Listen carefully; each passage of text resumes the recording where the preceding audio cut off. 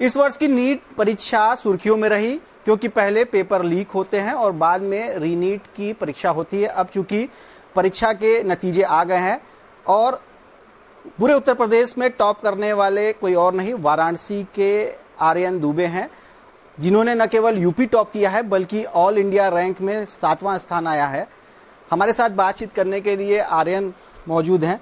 इन्हीं से बात करते हैं, इनसे जानते हैं कि किस तरह से इस सफलता को उन्होंने हासिल किया और क्या स्ट्रेटजी थी, किस तरह से शेड्यूल था, किस तरह पढ़ाई आप करते रहे। और सबसे पहला सवाल तो यही है कि जब रीनीट हुआ उसको लेकर मन में क्या ख्यालात थे, किस तरह से आप लोग परेशान हुए या कुछ दिनों के लिए आप लोग का जो मनोबल है वे थोड़ा सा टूटा? मतलब मेरा नीट में 715 नंबर आ रहा, तो मतलब जैसे आप 2 साल पढ़े तो अगर आपका अच्छा नंबर आता है तो फिर आप मतलब रिलैक्स हो जाते हो ना। लेकिन जब भी मतलब एग्जाम कैंसिल हो तो आप कितना भी अच्छा किए रहो, आप कभी भी गारंटी नहीं दे सकते हो कि आप दूसरी बार भी अच्छा कर पाओ। तो मतलब स्टार्टिंग में तो मैं थोड़ा परेशान हो गया था कि अब मतलब पता नहीं कैसा पेपर आए, क्या है, मतलब ज़रूरी नहीं कि उतना ही अच्छा आ पाए। लेकिन फिर मतलब पेरेंट्स ने समझाया, कोचिंग के टीचर्स ने समझाया कि अब जो हो गया उसको तो कुछ कर नहीं सकते, बट जो हमारे कंट्रोल में उससे हम लोग ज़्यादा अच्छा से अच्छा कर सकते हैं। तो मतलब क्योंकि मतलब 10 दिन जैसे पढ़ाई भी नहीं करो तो आपका वो जो टाइम टेबल होता है वो टूट जाता है ना। तो थोड़ा 4-5 दिन लगे, लेकिन फिर धीरे धीरे मतलब उसी टाइम टेबल में वापस आया, फिर से सारे क्वेश्चन सॉल्व किए, रिवीजन किया। और मतलब ऐसे देखा जाए तो रैंक वाइज मेरे लिए अच्छा ही हो गया, क्योंकि उस एग्जाम में शायद मेरी ये रैंक नहीं आती जो अब आ गई। तो मतलब रीनीट मेरे लिए एक तरीके से अच्छा ही हो गया, मेरी अच्छी रैंक आ गई थोड़ी। ये बताओ कितना मुश्किल होता है, आप हैं, आप जैसे तमाम बच्चे हैं, आपके फ्रेंड्स भी होंगे, कितना मुश्किल हो जाता है, एक एग्ज़ाम होता है और उसमें इस तरह से पेपर लीक और काफ़ी डिसअपॉइंटमेंट होता होगा और जैसा आप बताएं कि गारंटी नहीं रहती है कि क्या आगे होगा। तो ये कितना स्ट्रेस का जो दौर होता है, स्ट्रेस का पीरियड, उससे गुजरना, उसको फेस करना कितना मुश्किल होता है?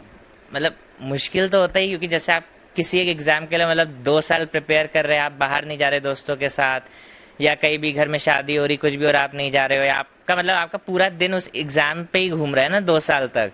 तो मतलब ऐसा होगा तो बुरा तो लगेगा ही किसी को भी। लेकिन यही है मतलब कि कभी भी हार नहीं माननी चाहिए, जो अपने कंट्रोल में उसी को हमें करना पड़ेगा, बेस्ट से बेस्ट जो कर सकते हैं।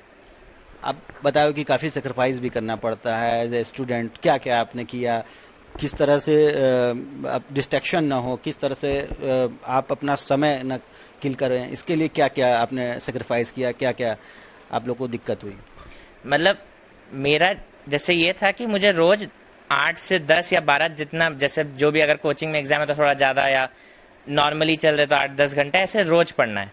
तो उसके लिए मेरा फिक्स था कि कोचिंग जाने से पहले मुझे 1.5 घंटा पढ़ना है, या स्कूल जाने से पहले 1.5 घंटा पढ़ना है, आके मुझे 5 घंटा पढ़ना है। जो भी जैसे कोचिंग में होमवर्क मिल रहा है या स्कूल में होमवर्क मिल रहा है, या जैसे अगर बायो का कोई चैप्टर पढ़ाया रहा है तो उसका एनसीईआरटी पढ़ लिया, या मॉड्यूल सॉल्व कर लिया, या जेईई मेंस का क्वेश्चन सॉल्व कर लिया।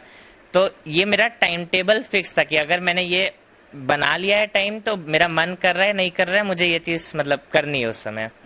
तो क्योंकि मैंने टाइम टेबल बना लिया था तो मैं टाइम वेस्ट करने से बच जाता था। मुझे सोचना नहीं पड़ता था कि अभी पढ़ूँ, अगले घंटे पढ़ूँ, 10 मिनट बाद पढ़ूँ, ये टाइम टेबल में। हाँ, मतलब एक फिक्स कर लिया था कि अभी मन करे ना करे पढ़ना है। मतलब बता रहे हो आपकी टाइम टेबल बनाया, तो क्या स्ट्रेटजीज रहती है एक जो प्रिपरेशन कर रहे हैं आप जैसे स्टूडेंट आपने किया, क्या स्ट्रेटजी रहती है, किस तरह से उसको फॉलो करते हैं? मतलब नीट में आप जितना अच्छा स्कोर करना चाहते हैं आपको उतनी बार चीज़ें पढ़नी पड़ती है, क्योंकि नीट में क्या होता है, आपके पास टाइम नहीं होता है कि आप अगर कोई चीज़ भूल गए तो आप उसको आधा घंटा मतलब ऐसे रिकॉल नहीं कर सकते हो। तो आप जितनी ज़्यादा बार जितने ज़्यादा शॉर्ट नोट्स बनाओ, जितनी ज़्यादा बार पढ़ो। जैसे बायो का हर चैप्टर मैंने 15-20 बार हो गया होगा एनसीईआरटी से, या इवन मतलब आप फिजिक्स केमिस्ट्री पढ़े तो आप जितने ज़्यादा क्वेश्चन सॉल्व करे रहोगे, एक टाइप के जितने ज़्यादा सॉल्व किए रहोगे, आपको उतनी जल्दी क्लिक करेगा एग्जाम में, तो आपका टाइम बचेगा मतलब। अच्छा, चाहे इस बार चाहे पहले भी जो चैलेंजेस हैं वो क्या रहते हैं, मेन चैलेंजेस क्या रहते हैं? मेन चैलेंज नीट में जैसे 2 चीज़ें हैं। एक तो कंसिस्टेंसी, क्योंकि मतलब 2 साल बहुत बड़ा टाइम है। हर दिन मतलब आप उठो, सेम रूटीन फॉलो करो, 10 घंटा पढ़ो, या मतलब सेम चीज़ें करना, एक तो कंसिस्टेंसी मुश्किल है। दूसरा, आप पढ़ोगे तो भी ज़रूरी नहीं है कि आप जो पढ़ रहे हो आपको एक बार में समझ ही आ जाएगा।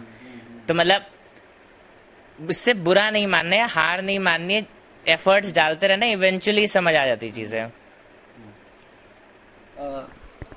एक बार फिर अगर रीनीट की बात करें तो उसको लेकर मन में क्या ख्याल चलता रहा, क्या डर लगता रहा कि सक्सेस रेट कितना होगा या किस तरह से सफल होंगे कि नहीं या बेहतर कर पाएंगे? मतलब सिलेक्शन तो हो जाता ही तो पता था, लेकिन ये था कि जैसे पिछली बार 715 आ रहा था तो उतना अच्छा रैंक आ पाता कि नहीं, ये डाउट था। क्योंकि ये तो श्योर ही था कि मतलब रीनीट हो रहा है तो पेपर थोड़ा हार्ड ही आएगा, लेकिन वही है कि मतलब मैंने डिसाइड कर लिया था कि अब जो कंट्रोल में उसी को करते हैं, तो मैंने जितना मैक्सिमम हो सके रिवीजन किया, क्वेश्चंस किया, और उसका मुझे मतलब फ्रूट भी मिला। ये बताओ कि अपने जो एजुकेशन की, अपने चाहे स्कूलिंग की, क्या आपकी रही है, किस तरह से स्कूलिंग में मार्क्स आपने गेन किया, फिर उसके बाद और कौन कौन से एग्ज़ाम आपने कंप्लीट किए हैं? 10th बोर्ड्स में मेरा 97.2% था। 12th बोर्ड्स में मेरा साइंस स्ट्रीम में सीबीएसई में 98.2% था। जेई मेंस में मेरा 99.699 परसेंटाइल था। एक बायो ओलंपियाड होता है एनएसईबी, उसमें मैं स्टेट में 1% हूँ, और फिर नीट है मतलब। अब कॉलेज मिलेगा, उसके बाद पढ़ाई करके आगे क्या भविष्य में क्या लक्ष्य बना रखा है आपने? न्यूरो सर्जन बनने का। और भी कुछ, और क्या क्या हॉबीज है आपकी, और क्या क्या? हॉबीज बेसिकली बचपन में तो मैं तबला बजाता था, लेकिन थोड़ा 10th के बाद से टाइम नहीं मिला। चेस खेलता था मैं, क्योंकि चेस जब भी आप खेलते हो आपका थोड़ा माइंड रिक्रिएट होता है, और चेस मतलब उससे आपकी थिंकिंग कैपेसिटी बढ़ती है, जो कि आपको हेल्प भी करती है आपके सब्जेक्ट्स में। और जैसे मेरा जो फेवरेट कह सकते रिलैक्सेशन था, वो मेरे लिए म्यूजिक था, क्योंकि आप 5 मिनट भी गाना सुन लोगे तो आप 1 घंटे के लिए आपका माइंड रिलैक्स हो जाता है, तो आप कम टाइम में भी मतलब रिलैक्स हो सकते हो। और जो बच्चे तैयारी करते हैं तो उनके लिए क्या आप अपील करोगे, उनको क्या आप एडवाइस करोगे?